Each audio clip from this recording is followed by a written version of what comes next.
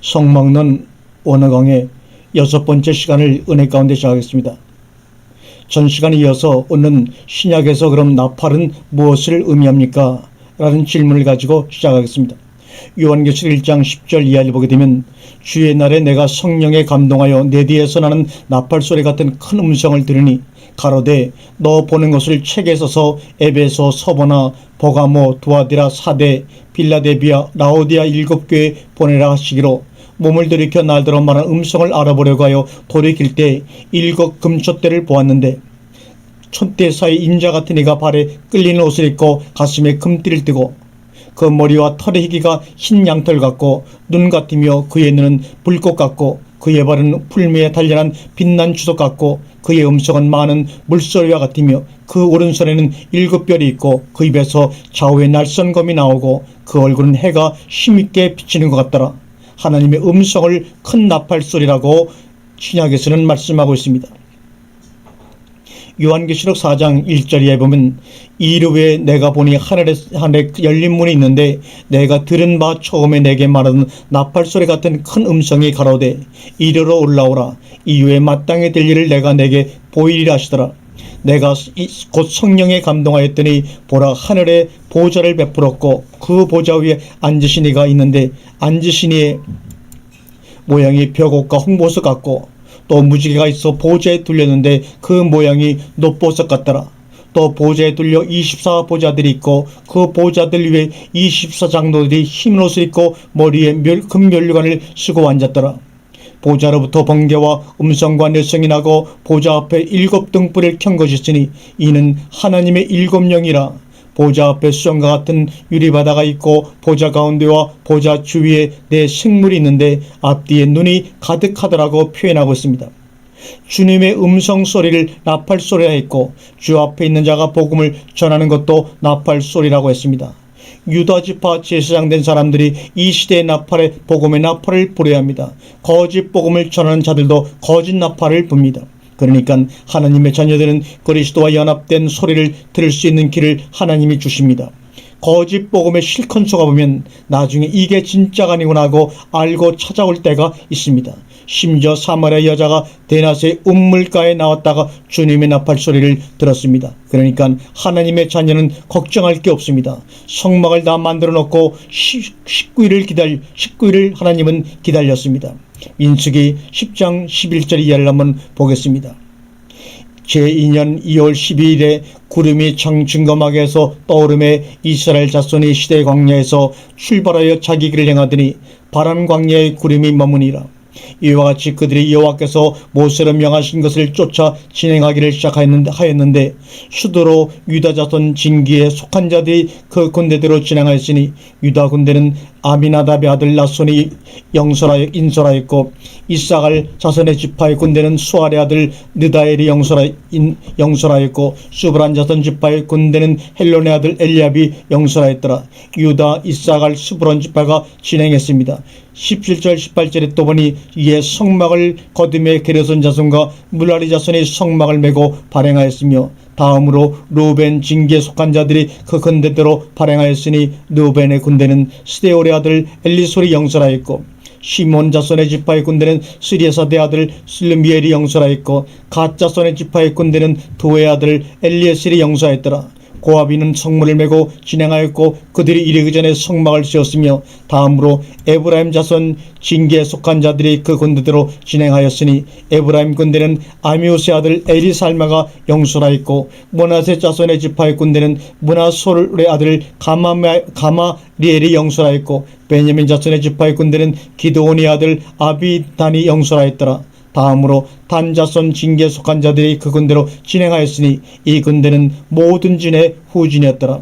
단 군대는 아미사대 아들 아이에셀이 영솔하였고 아셀 자손 지파의 군대는 오그란의 아들 바겔이 영솔하였고 납달리 자손 지파의 군대는 에난의 아들 아이하라가 영솔하였더라. 이스라엘 자손이 진행할 때 이와 같이 그 군대를 따라 나아갔다라고 말하고 있습니다. 그래서 하나님 나라가 구약에서 이동할 때는 성막을 다 분해해서 이동했습니다.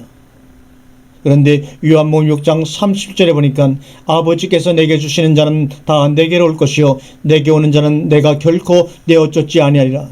내가 하늘로서 내려온 것은 내 뜻을 행하려 함이 아니요 나를 보내신 이의 뜻을 행하려 함이라고 말합니다. 나를 보내신 이의 뜻은 내게 주신 자 중에 내가 하나도 잊어버리지 아니하고 마지막 날에 다시 살리는 이것이니라. 내 아버지의 뜻은 아들을 보고 믿는 자마다 영생을 얻는 이것이니 마지막 날에 이를 다시 살리리라 하시니라 라고 말합니다. 40절 마지막 날에 오리라고 했는데 우리는 그리스도 안에 있는 자로서 우리가 복음을 전하는 것도 마지막 날에 살리는 일을 하는데 동참하는 것입니다. 그래서 계시록 11장 5절에 만일 누구든지 저희를 해하고자 한즉 저희 입에서 불이 나서 그 원수를 소멸할지니 누구든지 해하려 하면 반드시 이와 같이 죽임을 당하리라고 말합니다. 마지막 때 주님은 또 개개인에게 오셔야 합니다. 구약에서도 레위 지파가 나팔 2개만 가지고 불었지만 오늘날 주님과 연합된 우리는 살아있는 소리를 부르는 것입니다. 그래서 요한복음 5장 25절 이하에 진실로 진실로 너희에게 이르노니 죽은 자들이 하나님의 아들의 음성을 들을 때가 오느니 곧 이때라. 듣는 자는 살아나리라. 아버지께서 자기 속에 생명이 있음같이 아들에게도 생명을 주어 그 속에 있게 하셨고 또 인자됨을 인하여 심판하는 권세를 주셨느니라. 이를 기이 여기지 말라. 무덤 속에 있는 자가 다 그의 음성을 들을 때가 오나니 선한 일을 행한 자는 생명의 부활로 악한 일을 행한 자는 심판의 부활로 나오리라 같이 말씀했습니다. 그러면 죽은 자는 어떠한 사람들을 가리켜 죽은 자라고 말씀하고 있는 것입니까? 에베소 2장 1절에 말합니다. 너희의 허물과 죄로 죽었던 너희를 살리셨도다. 그때 너희가 그 가운데서 행하여 이 세상 풍속을 쫓고 권세 잡은 자를 따랐으니 곧 지금의 불순종의 아들들 가운데서 역사하는 영이라. 전에는 우리도 다 그 가운데서 우리의 육체의 욕심을 따라 지내며 육체와 마음에 원하는 것을 하여 다른 이들과 같이 본질상 진노의 자녀이었더니 공률에 풍성하신 하나님이 우리를 사랑하신 그 큰 사랑을 인하여 허물로 죽은 우리를 그리스도와 함께 살리셨고 너희가 은혜로 구원을 얻은 것이라고 말합니다. 하나님의 아들의 음성을 듣게 함으로 살려놨습니다. 그래서 에베소 2장은 마지막 때 일어날 일을 말하고 있는 것입니다. 마태복음 23장 20절에 화 있을진저 외식하는 서기관들과 바리새인들이여 회칠한 무덤 같으니 겉으로는 아름답게 보이나 그 안에는 죽은 사람의 뼈와 모든 더러운 것이 가득하도다라고 말합니다. 회칠한 사람은 여기서 어떤 사람을 말합니까? 오늘날 무덤은 어디에 있는 것입니까? 거짓 복음을 전하는 자가 전부 무덤이고 그 복음에 매여 있는 자들이 다 무덤입니다. 심판 아래에 있는 자들이 다 무덤입니다. 그래서 에스겔 30장 11절에 보면 무덤은 에스겔 골짜기를 말했습니다. 마른 뼈들이 가득히 모인 것이 바로 무덤입니다. 한번 읽겠습니다. 여호와께서 권능으로 내게 임하시고 그 신으로 나를 데리고 와서 골짜기 가운데 두셨는데 거기 뼈가 가득하더라. 나를 그 뼈 사방으로 지나게 하시기로 본즉 그 골짜기 지면에 뼈가 심이 많고 아주 말랐더라. 그가 내게 이르시되 인자야 이 뼈들이 능히 살겠느냐 하시기로 내가 대답하되 주 여호와여 주께서 아시나이다. 또 내게 이르시되 너는 이 모든 뼈에게 대언하여 이르기를 너희 마른 뼈들아 여호와의 말씀을 들을지어다. 여호와께서 이 뼈들에게 말씀하시기를 내가 생기로 너에게 들어가게 하리니 너희가 살리라. 나팔 소리를 불면 일어난다는 것입니다. 7절에 이에 내가 명을 쫓아 대언하니 대언할 때 소리가 나고 움직이더니 이 뼈 저 뼈가 들어맞아서 뼈들이 서로 연락하더라. 뼈는 무엇을 말합니까? 이스라엘 백성들을 마른 뼈라고 말합니다. 또 11절에 또 내게 이르시되 이 뼈들은 이스라엘 온 족속이라. 그들이 이르기를 우리의 뼈들이 말랐고 우리의 소망이 없어졌으니 우리는 다 멸절되었다 하느니라. 그래서 우리는 이 시대의 파수꾼이라고 하는 것입니다. 베드로전서 2장 4절과 5절에 사람에게는 버림받았으나 하나님께는 택하심을 입은 보배로운 산들이신 예수에게 나와 너희도 산들같이 신령한 집으로 지어지고 예수 그리스도로 말미암아 하나님이 기쁘게 받으실 신령한 제사를 드릴 거룩한 제사장이 될지니라고 말씀하고 있습니다. 출애굽기 15장 13절에 보면 주께서 그 구속하신 백성을 은혜로 인도하시되 주의 힘으로 그들을 주의 성결한 처소에 들어가게 하시나이다. 열방이 듣고 떨며 브레셋 거민이 두려움에 잡히며 에돔 방백에 놀라고 모압 영웅이 떨림에 잡히며 가나안 거민이 다 낙담하나이다. 놀라움과 두려움이 그들에게 미침에 주의 팔이 큼을 인하여 그들이 돌같이 고요하여 싸우되 여호와여 주의 백성이 통과하기까지 곧 주의 사신 백성이 통과하기까지 한나이다. 주께서 백성을 인도하사 그들을 주의 기업의 산에 심으시리이다.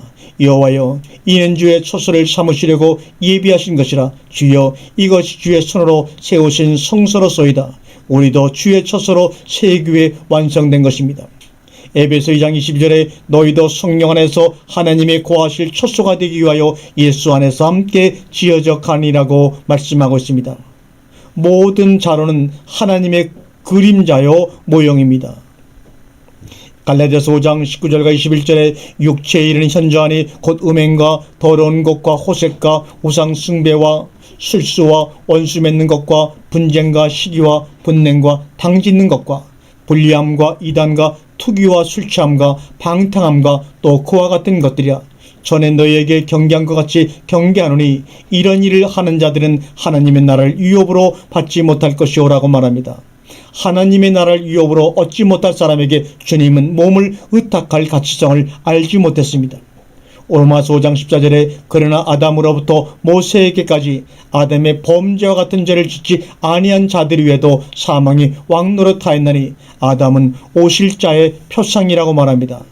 아담과 화하는 성전의 입장에서 볼 때 성전의 모형으로 만들어진 자들입니다. 실상이 아닙니다. 성전된 그리스도와 우리가 오도록 하기 위해서 먼저 만들어진 자입니다. 여기서 짓다로 하는 죄를 짓지 아니한 자들이 할 때 이 짓자는 단어는 바로 에벤입니다. 에벤. 짓다라는 의미를 통해서 건축하다 바나의 어근에서 유래가 되었습니다.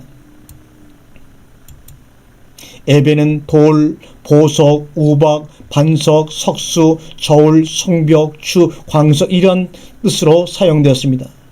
창세기 18장 10절에 보면은 야곱이 브엘사바에서 떠나 하란으로 향하여 가더니 한 곳에 이르는 해가 진지라. 거기서 유숙하려고 그곳에 한 돌을 취하여 베게 하고 거기 누워 자더니 바로 이 돌이 에벤입니다. 12절에 보면 꿈에 본즉 사다리가 땅 위에 섰는데 그 꼭대기가 하늘에 닿았고 또 본즉 하나님의 사자가 그 위에 오르락내리락 하고 또 본즉 여호와께서 그 위에 서서 가라사대 나는 여호와니 너희의 조부 아브라함의 하나님이요 이삭의 하나님이라. 너 누운 땅을 내가 너와 내 자손에게 주리니 내 자손이 땅의 티끌같이 되어서 동서남북에 편만할지며 땅의 모든 족속이 너와 내 자손을 인하여 복을 얻으리라. 내가 너와 함께 있어 내가 어디로 가든지 너를 지키며 너를 이끌어 이 땅으로 돌아오게 할지니 내가 내게 허락한 것을 다 이루기까지 너를 떠나지 아니하리라 하신 자라고 야곱과 약속을 하십니다.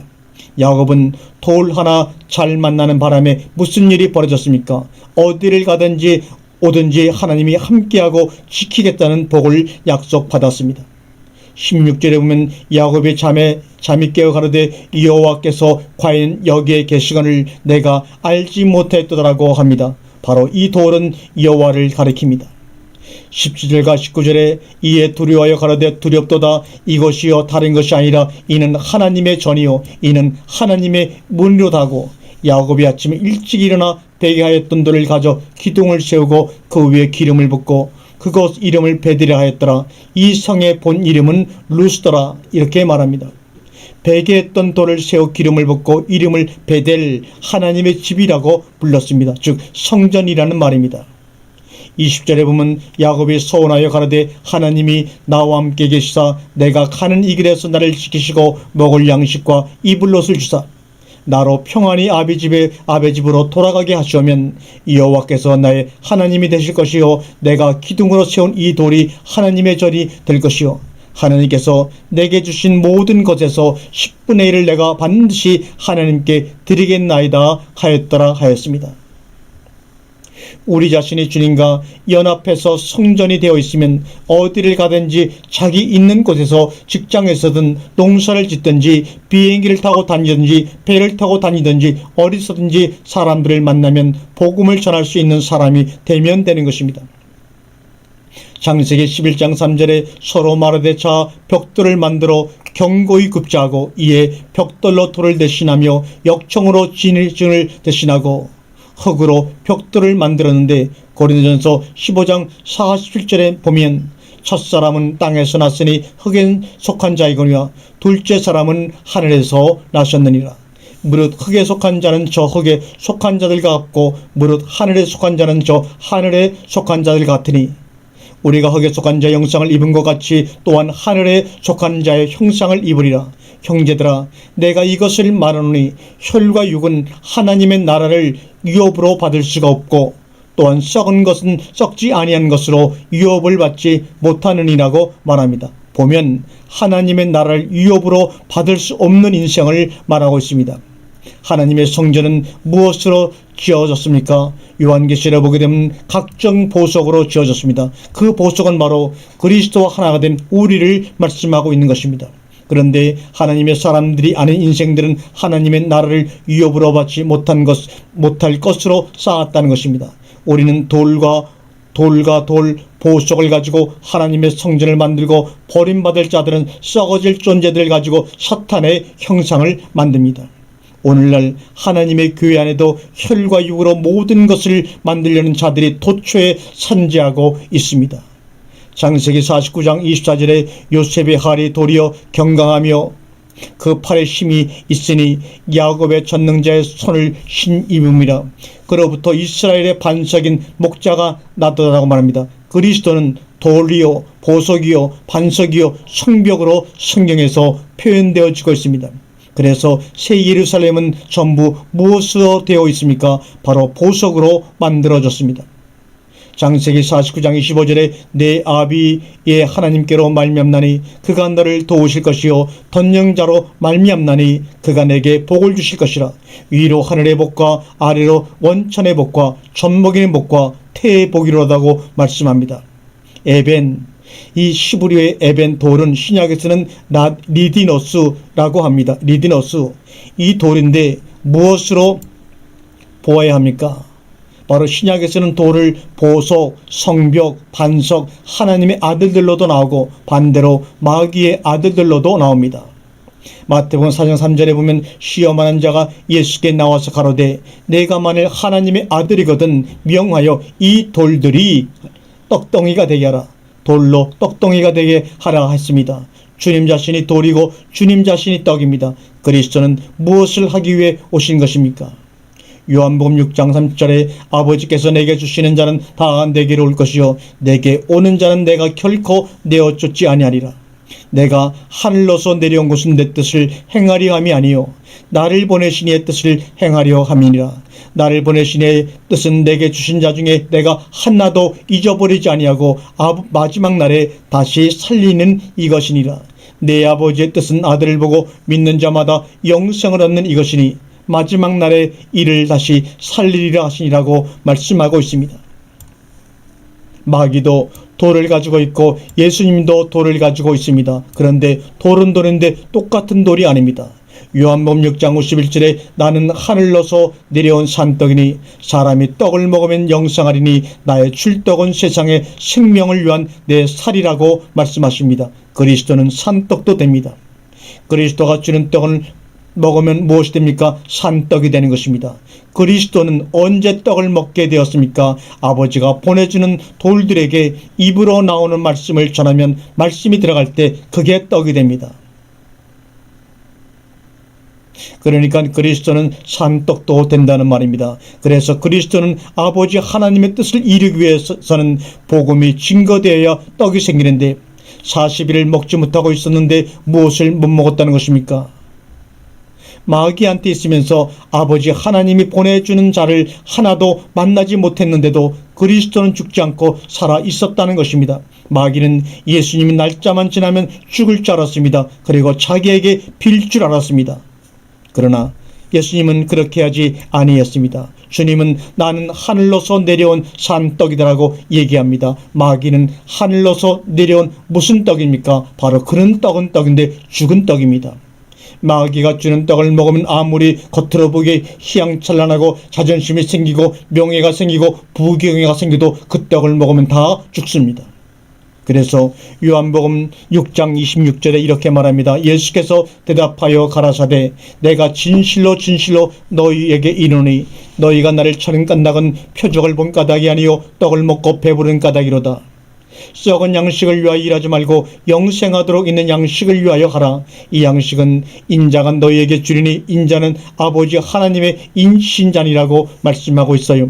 그래서 우리에게 보내주는 자들이 어떤 돌이 옵니까? 죽은 돌이 옵니다. 말씀을 지면 죽은 돌에서 산 돌, 산보석으로 변화가 되는 것입니다. 그들이 바로 또 하나님의 성전이 되는 것입니다. 요한복음 4장 32절에 가라사대 내게는 너희가 알지 못하는 먹을 양식이 있느니라. 제자들이 말하되 누가 잡수실 것을 갖다 드렸는가 한데 예수께서 이르시되 나의 양식은 나를 보내신 이의 뜻을 행하며 그의 일을 온전히 이루는 이것이니라고 말씀합니다. 마태복음 4장 6절 이하에 가로되 내가 만일 하나님의 아들이거든 뛰어내리라 기록하였을 때 저가 너를 위하여 그 사자들을 명하시리니 저희가 손으로 너를 받들어 발이 돌에 부딪히지 않게 하리라 하였느니라. 예수께서 이르시되 또 기록되었을 때 주 너의 하나님을 시험치 말라 하였느니라 하신대. 두 번째 시험을 하나님의 말씀으로 싸워 이기셨습니다.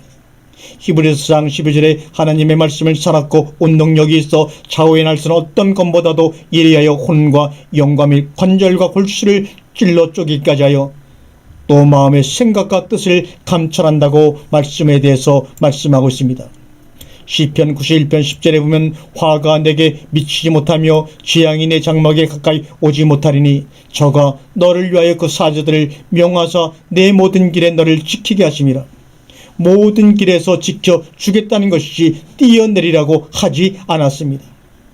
출애굽기 28장 6절에 보면 그들이 금실과 청색, 자색, 홍색실과 가늘게 백곤 배실로 공고히 짜서 에봇을 짓되 그곳에 견대 둘을 달아 그 끝을 연하게 하고 에봇 위에 매는 띠는 에봇 짜는 법으로 금실과 청색, 자색, 홍색실과 가늘게 꼰 배실로 에봇에 공고히 붙여 짤지며 코바너 2개를 취하여 그 위에 이스라엘 아들들의 이름을 새기되 그들의 연대치로 6 이름을 한 보석에 나머지 6 이름을 다른 보석에 보석을 새기는 자가 이내 새김같이 너는 이스라엘 아들들의 이름을 그 2 보석에 새겨 금태에 물리고 그 2 보석을 에봇 2 견대에 붙여 이스라엘 아들들의 기념보석을 삼되 아론이 여호와 앞에서 그들의 이름을 그 2 어깨에 메어서 기념이 되게 할지며 너는 금으로 태를 만들고 정금으로 녹군을처럼 2 사슬을 따고 그 딴 사슬을 그 태에 달지니라. 너는 판결홍패를 에봇 짜는 법으로 금실과 청색과 자색과 홍색실과 가늘게 꼰 배실로 공고히 짜서 만들되 장강이 한 뼘 없이 2 겹으로 네모 반듯하게 하고 그것에 4줄로 보석을 물리되 한 줄은 홍보석 황공 녹주옥이요 둘째 줄은 석류석 남보석 홍만호요 셋째 줄은 호막 호박과 백만호와 자수정이요 넷째 줄은 녹보석 홍만호 벽옥으로 다 금태에 물릴지니 이 보석들은 이스라엘 아들들의 이름대로 12이라. 맨 보석의 12지파에 한 이름씩 인을 새기는 법으로 새기고 정금으로 녹건처럼 따은 사슬을 흉패 위에 붙이고 또 금고리 2를 만들어 흉패 위 곧 흉패 뒷끝에 2 고리를 달고 따은 2 금사슬로 흉패 뒷끝 2 고리에 꿰어매고 2 따은 사슬의 다른 2 끝을 에봇 앞 2 견대 금태에 붙이고 또 금고리 2를 만들어 흉패 아래 양편과 안쪽 에봇 따은 곳에 달고 또 금고리 2를 만들어 에봇 앞 2 견대 아래 매는 자리 가까운 편 곧 공고히 짠 띠 위편에 달고 청색끈으로 흉패고리와 에봇고리에 끼어 흉패로 공고히 짠 에봇 띠 위에 붙여 떠나지 않게 하라. 아론이 성소에 들어갈 때는 이스라엘 이 아들들의 이름을 기록한 이 판결 흉패를 가슴에 붙여 여호와 앞에 영원한 기념을 삼을 것이니라. 너는 우림과 둠빔을 판결 흉패 안에 넣어 아론으로 여호와 앞에 들어갈 때 그 가슴 위에 있게 하라. 아론이 여호와 앞에서 이스라엘 자손의 판결을 항상 그 가슴 위에 돌지니라고 말하고 있습니다. 건물 성전이 육신의 성전으로 바뀌고 같은 싸움이 육체된 성전이 되었기 때문에 판결이 어디서 나옵니까? 바로 속에서 나옵니다. 돌 하나가 몇 개로 늘어났습니까? 12배로 늘어났습니다. 12지파 12보석으로 늘어났습니다. 요한계시록 7장 1절에 보면 이일 후에 내가 내 천사가 땅 내 모퉁이에 선 것을 보니 땅의 사방의 바람을 붙잡아 바람으로 하여금 땅에나 바다에나 각종 나무에 불지 못하게 하더라. 보면 인을 치는 것은 우리만이 칩니까? 마귀 쪽에서도 인을 쳐나갑니다. 그런데 하나님의 자녀들에게는 전혀 그들이 손도 대지 못합니다. 요한일서 5장 18절에 보면 하나님께로 난 자마다 범죄치 아니하는 줄을 우리가 아노라. 하나님께서 나신 자가 저를 지키심에 악한 자가 저를 만지지도 못하니라고 말합니다. 그래서 마귀는 마귀 쪽만 인을 치고 하나님 쪽은 하나님의 자녀들에게만 인을 치게 되어 있습니다. 14만 4천은 그래서 어떻게 나온 것입니까?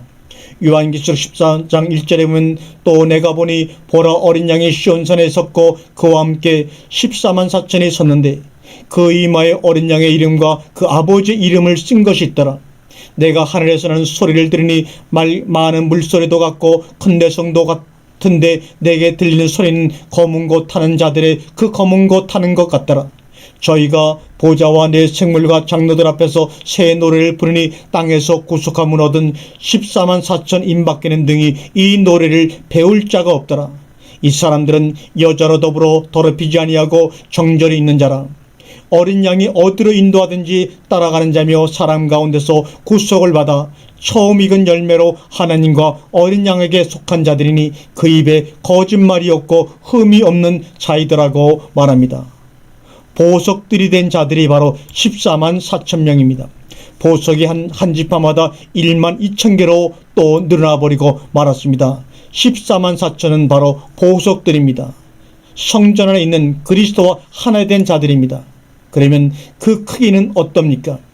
요한계시록 21장 16절에 보니까 그 성은 네모가 반듯하여 장광이 같은지라 그 갈대로 그 성을 청량하니 1만 2천 스타디온이요 장과 광과 고가 같더라. 장과 광과 고가 같다고 말합니다. 창세기 18장 32절에 아브라함이 또 가로되 주는 노하지 마옵소서 내가 이번만 더 말씀하리이다. 거기서 10인을 찾으시면 어찌하시려나이까 가라사대 내가 10인을 인하여도 이 성을 멸하지 아니하리라고 약속합니다. 10인을 찾으면 했는데 남자든 여자든 10명을 찾으면 소돔과 고모라를 찾아도 멸망시키겠냐고 아브라함이 하나님께 대묻고 있는 말씀입니다. 아모스 6장 9절에 한 집에 10사람이 남는다 하여도 다 죽을 것이라 10사람도 남자든 여자든 10명을 말하고 있습니다. 10이라는 숫자는 기본적으로 부유하고 풍성함을 말해주고 있는 숫자입니다. 그래서 히브리인의 숫자 개념에서 10은 충만한 숫자를 말합니다. 그래서 10이라는 숫자에는 사람의 숫자가 들어있는 것을 기억하라는 것입니다. 물론 소, 양, 염소나 재물도 들어갑니다만 그러나 부유하고 풍성하고 행복한 채워진 존재를 말할 때 열이라는 숫자를 씁니다. 그래서 14만 4천은 상징적인 숫자입니다.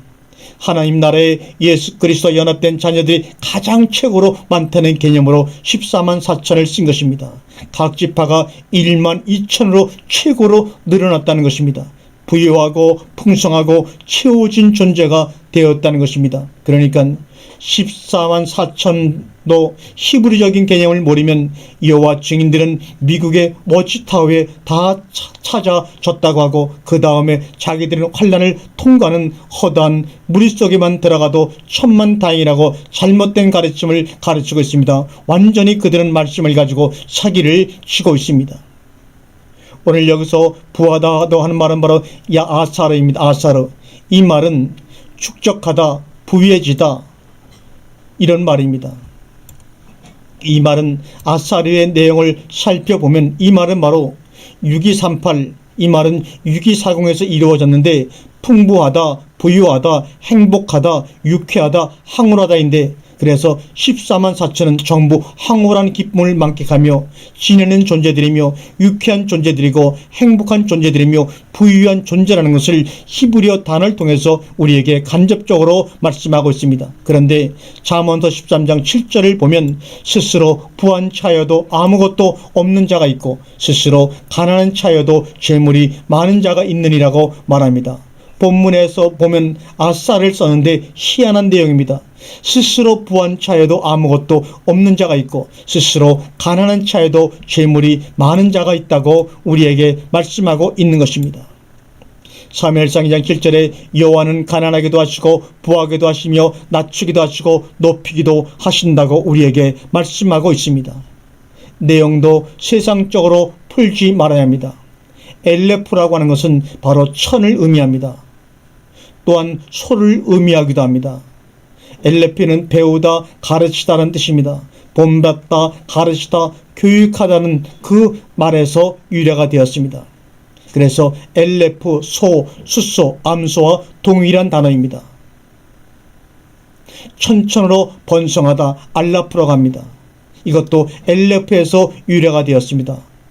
엘레프는 또한 504번 엘레프는 가족, 멍에를 메우다, 길들이던 의미에서 항소, 암소, 가축을 의미합니다. 그래서 천은 이 알레프라고 하는 천은 항소만 1000마리가 아니라 가족도 1000명이라는 의미를 가지고 있는 단어입니다.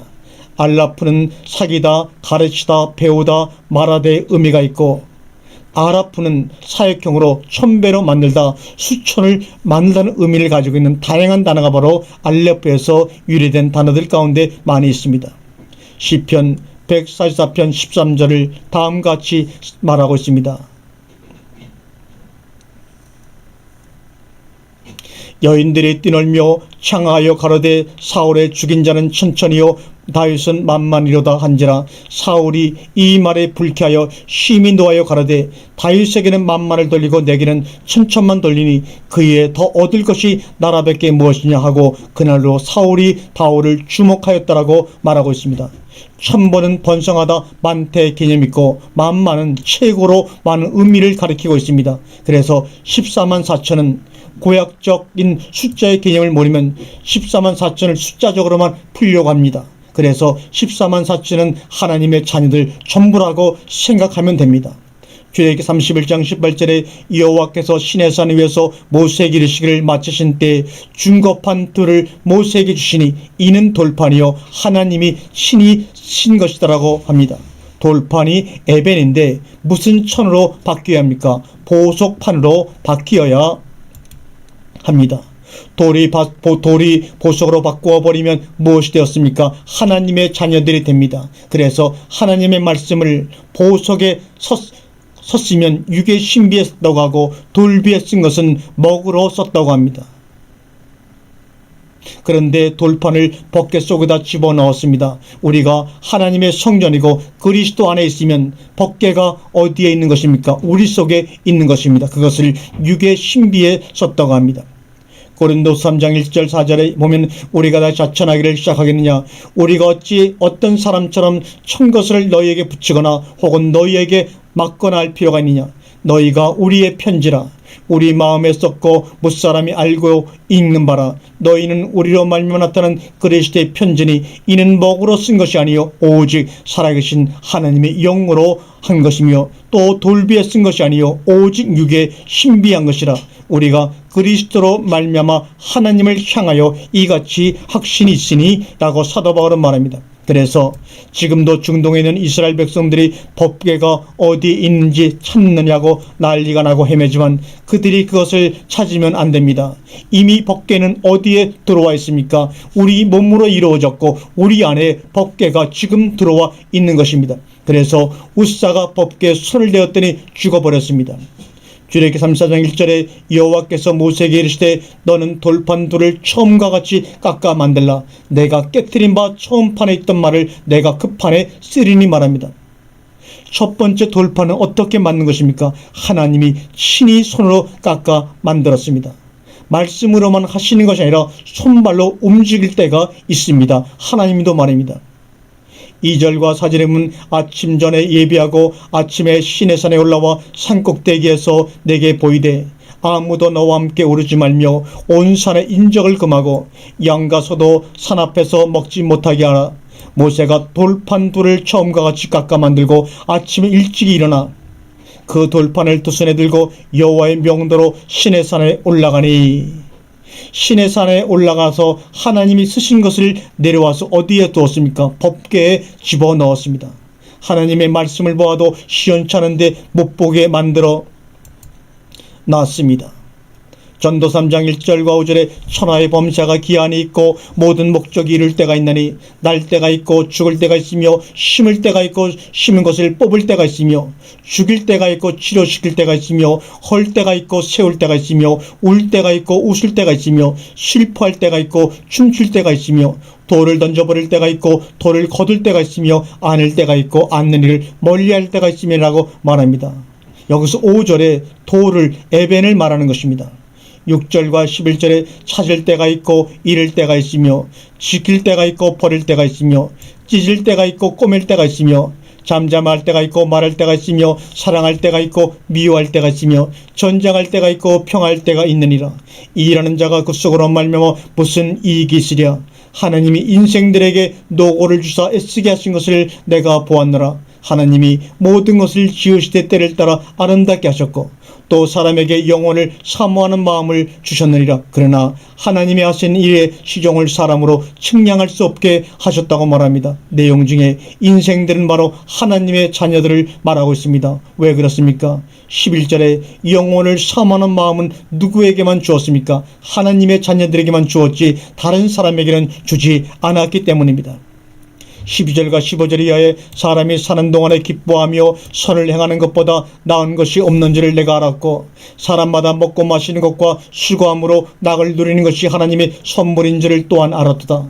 무릇 하나님의 행하시는 것은 영원히 있을 것이라 더할 수도 없고 덜할 수도 없나니 하나님이 이같이 행하심은 사람으로 그 앞에서 경외하게 하려 하심인 줄을 내가 알았도다. 이제 있는 것이 옛적에 있었고 장래에 있을 것도 옛적에 있었나니 하나님은 이미 지나는 것을 다시 찾으시니라고 말하고 있습니다. 신명기 17장 2절과 8절에 보면 너희가 요단을 건너 내 하나님 여호와께서 내게 주시는 땅에 들어가는 날에 큰 돌들을 세우고 석회를 바르라. 이미 건넌 후에 이 율법의 모든 말씀을 그 위에 기록하라. 그리하면 내 하나님 여호와께서 내게 주시는 땅 곧 젖과 끓이는 땅에 내가 들어가기를 내 열주 하나님 여호와께서 내게 말씀하신 대로 하리니 너희가 요단을 건너거든 내가 오늘날 너희에게 명하는 이 돌들을 에발산 위에 세우고 그 위에 석회를 바를 것이며 또 거기서 내 하나님 여호와를 위하여 단 곧 돌단을 쌓되 그것에 철기를 대지 말지니라.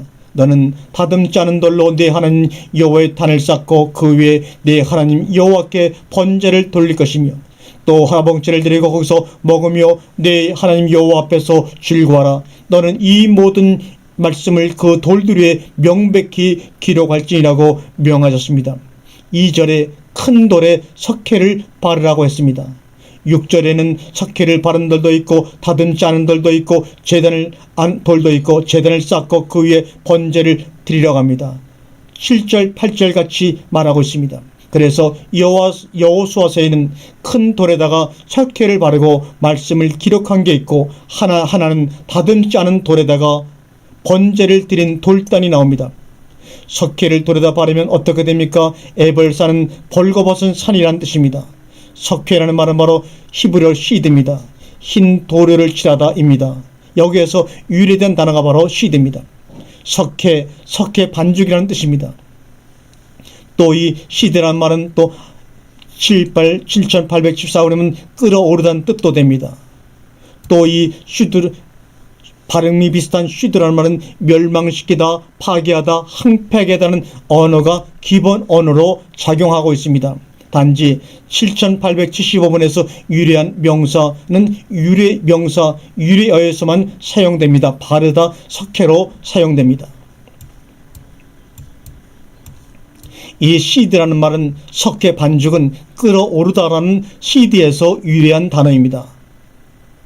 이사야 33년 12절에 민족들은 불에 굽는 햇돌 같겠고 배에서 불에 사르는 가시나무 같으니라고 말합니다. 굽는 햇돌은 말씀을 돌에다가 석회를 바르고 썼는데 말씀을 쓴 자가 가시나무 같은 존재들에게 쓴 것이란 뜻입니다. 이게 바로 무슨 뜻입니까? 하나님의 나라는 가나안에 들어간 그 당시로 끝나는 게 아니라는 것입니다. 히브리 4장 3절에 보면 이미 믿는 우리들은 저 안식에 들어가는도다. 그 말씀하신 바와 같으니 내가 노하여 맹세한 바 같이 저희가 내 안식에 들어오지 못하리라 하셨다 하였으나 세상을 창조할 때부터 그 일이 이루었느니라.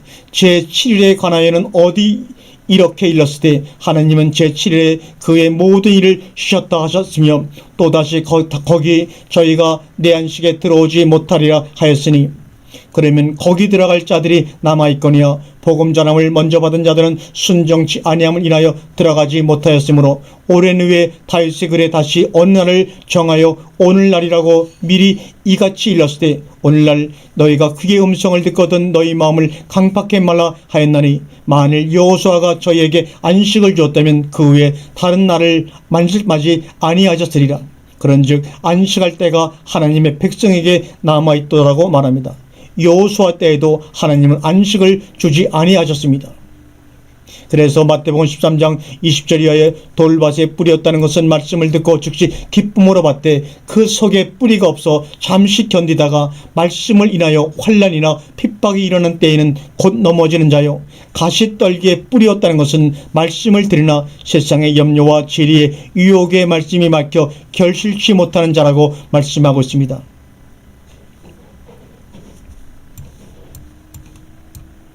우리가 돌 위에 해치를 하면 어떻게 됩니까? 가리워져서 제대로 볼 수가 없습니다. 그래서 이사야 40장 18절에 그들이 알지도 못하고 깨닫지도 못하면 그 눈이 가리워져서 보지 못하며 그 마음이 어두워져서 깨닫지 못함이라고 말합니다. 눈에 해치를 해서 깨닫지를 못했습니다. 알지도 못했습니다. 에스겔서 22장 28절에 보니까 그 선지자들이 그들을 위하여 해를 칠하고 스스로 허탄한 이상을 보며 거짓 복수를 행하며 여호와가 말하지 아니하였어도 주 여호와의 말씀이라 하였으며 해치를 하니까 하나님의 말씀을 제대로 보지를 못했습니다. 에스겔 13장 10절에 이렇게 칠 것은 그들이 내 백성을 유혹하여 평강이 없으나 평강이 있다 함이라. 혹이 담을 쌓을 때 그들이 해치를 하는도다라고 말합니다. 백성들에게 평강하다 거짓된 해치를 치라고 그들은 말했습니다. 11절에 보니까 그러므로 너는 해칠한 자에게 이르기를 그것이 무너지리라. 폭우가 내리며 큰 우박덩이가 떨어지며 폭풍이 열파리니 그 담이 무너진 즉 혹이 너희에게 말하기를 그것에 실한 해가 어디 있느냐 하지 아니하겠느냐. 마태복음 13장 27절에도 화 있을전저 서기관들과 바리새인들이여 회칠한 무덤 같으니 겉으로는 아름답게 보이나 그 안에는 죽은 사람의 뼈와 모든 더러운 것이 가득하도다. 이와 같이 너희도 겉으로는 사람에게 옳게 보이되 안으로는 외식과 불법이 가득하도다라고 말하고 있습니다. 바리새인들도 마음에 해칠한 돌들입니다. 석회를 바르지 않는 돌단을 쌓고 번제를 주님은 드리라고 우리에게 명했습니다. 돌단을 쌓고 번제를 드릴 때마다 여호와 이레가 우리에게 생각이 나는 것입니다. 여호수아 4장 3절에 보면 그들에게 명하여 이르기를 요단 가운데 제사장들의 발이 굳게 선 그곳에서 돌 12를 취하고 그것을 가져다가 오늘 밤 너희의 유숙할 그곳에 두라. 여호수아가 이스라엘 자손 중에서 매 지파에 한 사람씩 예비한 그 12사람을 불러서 그들에게 이르되 요단 가운데 너희 하나님 여호와의 궤 앞으로 들어가서 이스라엘 자손들의 지파 수대로 각기 돌 한 개씩을 취하여 어깨에 매라. 이것이 너희 중에 표징이 되리라. 후일에 너희 자손이 물어 가로되 이 돌들이 무슨 뜻이냐 하거든 그들에게 이르기를 요단물이 여호와의 언약궤 앞에서 끊어졌었나니 곧 언약궤가 요단을 건널 때 요단물이 끊어졌으므로 이 돌들이 이스라엘 자손에게 영영한 기념이 되리라. 이스라엘 자손들이 여호와의 명한 대로 행하되 여호수아께서 여호수아에게 이르신 대로 이스라엘 자손들의 지파수를 따라 유단 가운데서 돌 12를 취하여 자기들의 유숙할 곳으로 가져다가 거기에 두었더라. 여호수아가 또 요단 가운데 곧 언약궤를 맨 제사장들의 발이 선 곳에 돌 12돌을 세웠더니 오늘까지 거기 있더라고 말합니다. 12돌이 12돌이 몇 군데 있습니까? 제사장들이 법궤를 메고 들어가다가 거기서 12돌을 가지고 나오는 곳이 있고, 하나는 제사장들이 떠나고 나면 다시 요단 강물이 흐르는데 물속에 돌이 또 12돌이 있습니다. 3일장 17장 36절 이하의 말씀을 보게 되면 우리가 한번 함께 읽어보겠습니다. 주의 종이 사자와 곰도 쳤은즉 사시는 하나님의 군대를 모욕한 이 할례없는 블레셋 사람이니까 그가 그 짐승의 하나와 같이 되리이다. 또 가로되 여호와께서 나를 사자의 발톱과 곰의 발톱에서 건져내셨은즉 나를 이 블레셋 사람의 손에서도 건져내시리다. 사울이 다윗에게 이르되 가라, 여호와께서 너와 함께 계시기를 원하노라. 이에 사울이 자기 군복을 다윗에게 입히고 노투구를 그 머리에 씌우고 또 그에게 갑옷을 입히매 다윗이 칼을 군복에 차고는 익숙치 못하므로 시험적으로 걸어보다가 사울에게 고하되 익숙치 못하니 이것을 입고 가지 못하겠나이다 하고 곧 벗고 손에 막대기를 가지고 시내에서 매끄러운 돌 5을 골라서 자기 목자의 제구 곧 주머니에 넣고 손에 물매를 가지고 블레셋 사람에게 나아가니라. 블레셋 사람이 점점 행하여 다윗에게 나오는데 방패든 자가 앞서더라. 그 블레셋 사람이 둘러보다가 다윗을 보고 업신여기니 이는 그가 젊고 붉고 용모가 아름답니라. 블레셋 사람이 다윗에게 이르되 내가 나를 개로 여기고 막대기를 가지고 내게로 나왔느냐고 그 신들의 이름으로 다윗을 저주하고 또 이르되 내게로 오라, 내가 내 고기를 공중의 새들과 들짐승들에게 주리라. 다윗이 블레셋 사람에게 이르되 너는 칼과 창과 단창으로 내게 오거니와 나는 만군의 여호와의 이름을 곧 내가 모욕하는 이스라엘 군대 하나님의 이름으로 내게 가노라.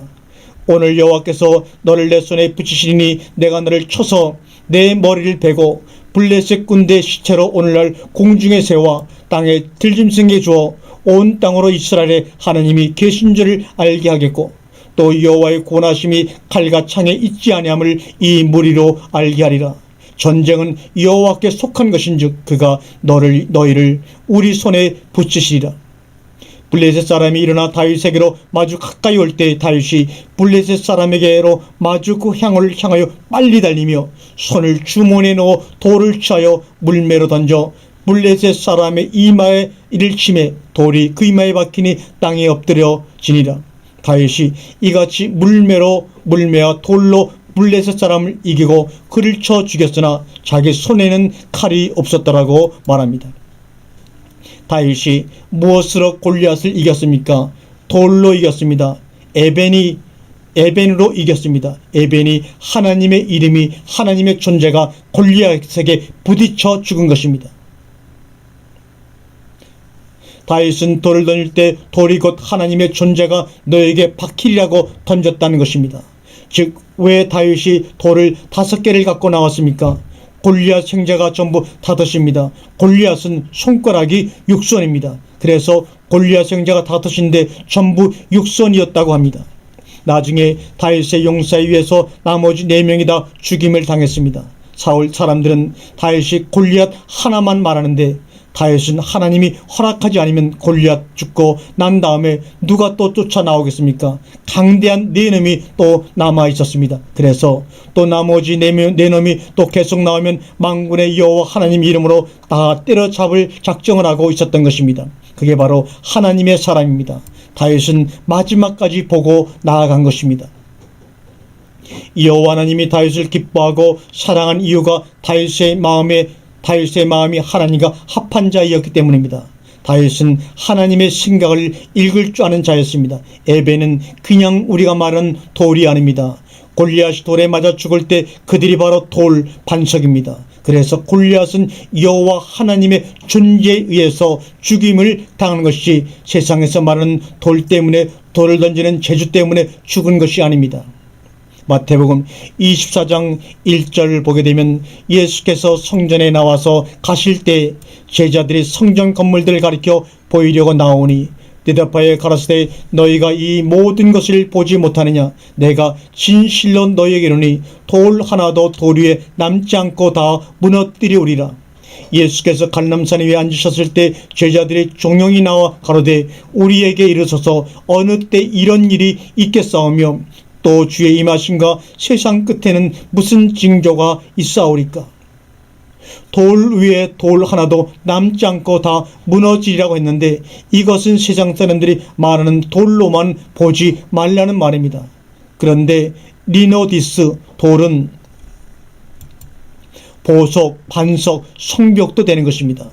누가복음 19장 40절에 대답하여 가라사대 내가 너희에게 말하노니 만일 이 사람들이 잠잠하면 돌들이 소리 지르리라고 말씀합니다. 사람이 소리를 내지 않으면 돌들이 소리를 지르리라고 주님은 말씀합니다. 바리새인들도 돌이고 제자들도 돌입니다. 제자들은 잠잠하게 한다고 해서 주님이 하는 사역이 잠잠해지지 않는다는 것입니다. 41절과 42절에 가까이 오사 성을 보시고 우시며 가라사대 너도 오늘날 평화에 관한 일을 알았다면 좋았을 뻔하였거니와 지금 내 눈에 숨기었다고 말합니다.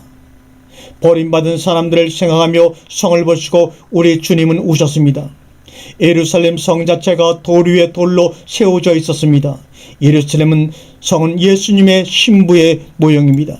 그것은 다 허물어져야 무엇이 나오겠습니까? 새 예루살렘의 주님의 신부가 새 언약이 이루어진 신부가 나오게 되어 있는 것입니다. 그래서 돌 위에 돌 하나도 남기지 않고 무너진다는 것은 무엇을 말합니까? 버림받을 사람들이 세워지지 못하고 버림받는다는 얘기를 말하고 있는 것입니다. 평화에 관한 일이 무엇입니까? 그리스도로 말미암아 일어나는 일을 너희들이 알았더라면 좋았을 것을 너희가 알지 못하고 있다는 것입니다. 마태복음 24장 2절에 대답하여 가라사대 너희가 이 모든 것을 보지 못하느냐. 내가 진실로 너희에게 이르노니 돌 하나도 돌 위에 남지 않고 다 무너뜨리우리라고 말합니다. 모든 것은 무엇을 말하고 있습니까? 버려야 될 성전 건물이 있고 세워야 될 제자들도 다 말한 것입니다. 그리스도는 제자들도 남아야 될 성전이고 헤롯 성전과 거기에 모든 부속 건물들은 다 버려야 된다는 것입니다. 카탈리오 파괴하다 부수다라는 말입니다. 이 말은 카타란 전치사와 르오라고 하는 털어놓다, 취소하다, 폐지하다라는 단어와 합해져서 만들어진 단어입니다. 이것은 누추다, 분쇄하다, 특별히 야영을 위해 쉬다, 파괴하다, 분리하다, 위숙하다, 무효하게 하다, 뒤엎다, 내더진다는 말을 가지고 있습니다. 그래서 카타리오라고 하게 되면 숙박하다는 말로도 쓰이기도 합니다. 마태복음 5장 10절에 내가 율법이나 선지자나 폐하러 온 줄로 생각하지 말라. 폐하러 온 것이 아니요 완전케 하려 함이라고 말하고 있습니다. 그리스도께서 오신 것은 부수려고만 온 것이 아니라 부수지 않고 완전케 하려고 왔다고 했습니다. 그래서 마태복음 20장 40절에 가로되 성전을 헐고 사흘에 짓는 자여 내가 만일 하나님의 아들이거든 자기를 구원하고 십자가에서 내려오라 하며 하나님의 성전을 헐고 사흘에 짓는 자로 또 주님이 오셨습니다. 고린도서 5장 1절에 만일 땅에 있는 우리의 장막집이 무너지면 하나님께서 지으신 집 곧 손으로 지은 것이 아니요 하늘에 있는 영원한 집이 우리에게 있는 줄을 아나니라고 말합니다. 장막집이 무너지면 하늘에 있는 영원한 무너지지 않는 집이 있다고 말하고 있습니다. 어떤 사람은 즉 어떤 것은 무너지지 않는다는 것입니다. 그래서 돌이 나오게 되면 한 가지로만 보지 말고 돌, 반석, 보석, 우박, 성벽 같은 의미를 전체적으로 우리가 보아야 합니다. 돌이 한 장소에 있는 돌인지 이동하는 돌인지도 계속해서 의미를 보고 살펴보아야 합니다. 그리스도께서 오신 것은 돌로 지은 성전 건물과 육체가 된 성전 건물들과 앞으로 나타날 하나님의 자녀를 다 보고 말씀하신 것입니다. 마지막 때는 무슨 일이 일어납니까? 버림받을 보석, 돌과 남아야 될 하나님의 자녀인 보석, 돌과 반석과 싸우는 사건이 일어납니다. 그래서 마태복음 13장 47절 이하에 보게 되면 또 천국은 마치 바다에 각종 물고기를 모으는 그물 같으니 그물에 가득함에 물가로 끌어내고 앉아서 좋은 것은 그릇에 담고 못된 것은 내어 버리니라. 세상 끝에도 이러하리라. 천사들이 와서 의인 중에서 악인을 갈라내어 풀물불에 던져 넣으리니 거기서 울며 이를 갈미 있으리라고 말씀하고 있습니다. 그러면 우리가 하나님 앞에서 무엇을 내놓을 것입니까? 우리가 다음 시간에 함께 이 말씀을 계속해서 은혜 가운데 나눠가도록 하겠습니다. 우리가 하나님 앞에서 무엇을 내놓을 것입니까?